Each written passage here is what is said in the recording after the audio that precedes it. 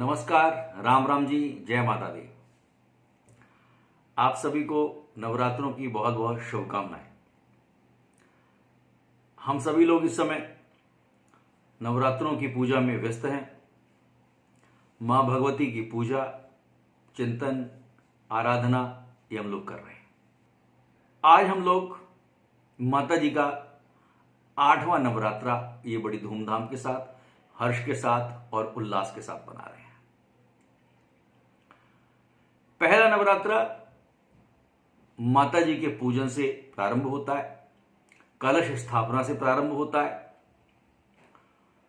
उस दिन हम जौ खेतड़ी बीजते हैं और अष्टमी तक आते आते ये हमारे पारायण की ओर और समापन की ओर यानी विश्रांति की ओर हम लोग बढ़ जाते हैं। माता जी का ये 8वां स्वरूप है जिसको हम कहते हैं महागौरी। इस नवरात्रि तक पहुंचते पहुंचते हम इसके उद्यापन की ओर बढ़ जाते हैं। कुछ लोग अष्टमी के दिन कन्याओं का पूजन करते हैं और कुछ लोग नवमी वाले दिन पूजन करते हैं। 8वां जो नवरात्रा है, इस दिन जो मां का नाम है वो है महागौरी।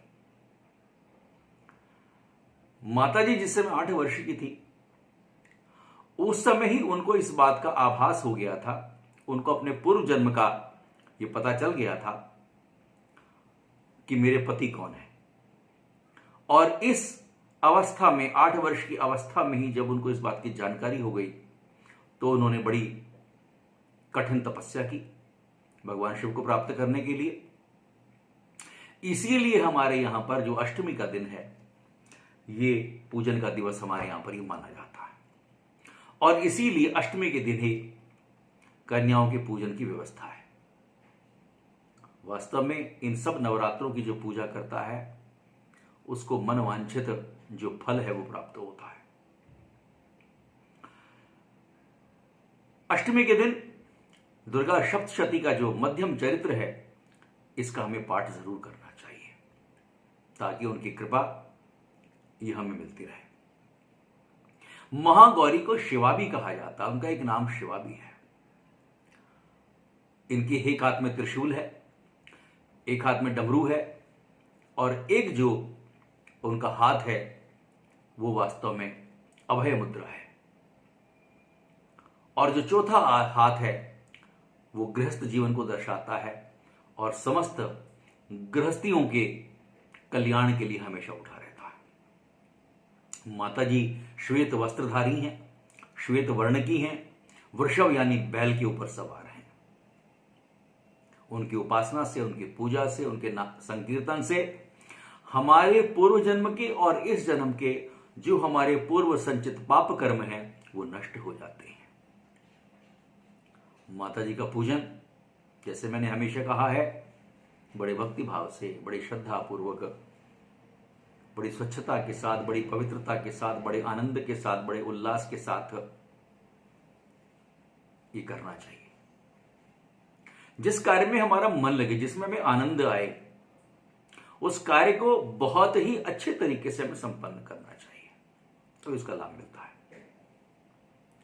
नहा धो करके, स्वच्छ वस्त्र पहन करके, स्वच्छ आसन पर बैठ करके, इत्र सुगंधी लगा करके अपने को माता जी का पूजन करना चाहिए। माता जी के लिए भी सुंदर चौकी हो, उसके ऊपर लाल या पीला वस्त्र हम लोग बिछाएं। माता जी के चित्र को, उनका जो स्वरूप है उनको हम विराजमान करें, पंचामृत से स्नान कराएं और उसके पश्चात जो है उनको सुंदर वस्त्र पहनाएं, उनका पूर्ण श्रृंगार करें। ऐसा दिव्य स्वरूप माता जी का दिखाई दे कि भक्त जो है वो गदगद हो जाए, आनंदमय हो जाए, तभी पूजा का आनंद भी आता है। उसके पश्चात जब उनका पूरा श्रृंगार हम लोग कर लें, माता जी का मुकुट है, आभूषण है, कर्णफूल है, सिंदूर है, बिंदी है, ये सारे आभूषणों से उनको सुसज्जित करें और उनकी दिव्य आभा को देख करके आनंदमयी हो जाए। उसके पश्चात माता जी को फूल हैं, अक्षत हैं, कुमकुम है, रोली है, नारियल है, सुपारी है, लौंग है, इलायची है, ये माता जी को चढ़ाएं। वैसे तो सामान्यतः क्योंकि कन्या पूजन का दिन है, इस दिन हम लोग पूड़ी है, हलवा है, काले चने हैं, सब्जी है, इनका हम भोग लगाते हैं जो माता जी को प्रिय भी है। वास्तव में ये जो कन्या पूजन की परंपरा है, ये हमारा धर्म, हमारी संस्कृति हमें सिखाती है कि नारी का सम्मान कैसे किया जाता है। और सबसे बड़ी विचित्र बात यही है कि आज हम धर्म से पतित हो गए।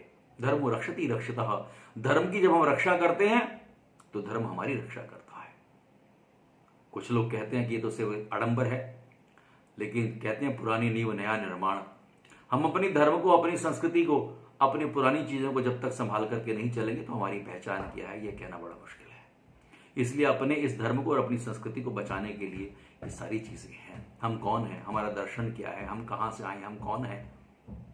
ये कन्या पूजन धर्म से विमुख हो गए आज, इसीलिए समाज में ये सारी जो विकृतियां हैं ये आई हैं। आज इसीलिए कन्याओं के प्रति अनादर बढ़ा है, महिलाओं के प्रति अनादर बढ़ा है। क्यों? क्योंकि हम अपनी संस्कृति को भूल गए। इसलिए ये जो नवरात्रि हैं, वास्तव में ये उस जगत जननी माँ जगदम्बा के जो पूजन हम करते हैं, हर स्त्री के अंदर, हर कन्या के अंदर उसी स्वरूप को देखना, ताकि जो वो सम्मान है वह उनका सम्मान बना रहे। ऐसी घटनाएं समाज के अंदर बिल्कुल भी ना हो। उसके पश्चात हम लोग माता जी की आरती करें, जो उनको भोग लगाया वो भोग अर्पित करें, और उसके पश्चात कन्याओं का पूजन करें। सबसे पहले उनके पाद प्रक्षालनम, उनके पैरों को हम धुलवाएं। धुलवाने के बाद अच्छे वस्त्र से, सुगंधित वस्त्र से, तौलिया है, उनसे पैरों को स्वयं अपने हाथों से पोंछें, अपना सर उनके माथे पर टेकें। और यही हमारी संस्कृति और यही हमारी सच्चाई है कि हमारे यहाँ किस प्रकार से महिलाओं का सम्मान होता है।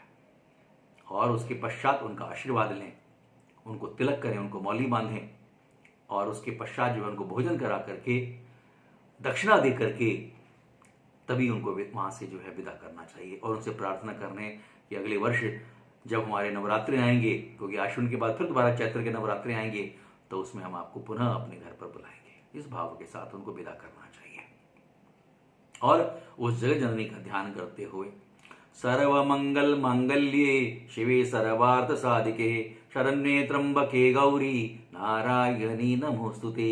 नमो देव्ये महादेव्ये शिवादेव्ये सततम नमः। नमः प्रकृते भद्राय नियतां प्रणथास्तमाम्।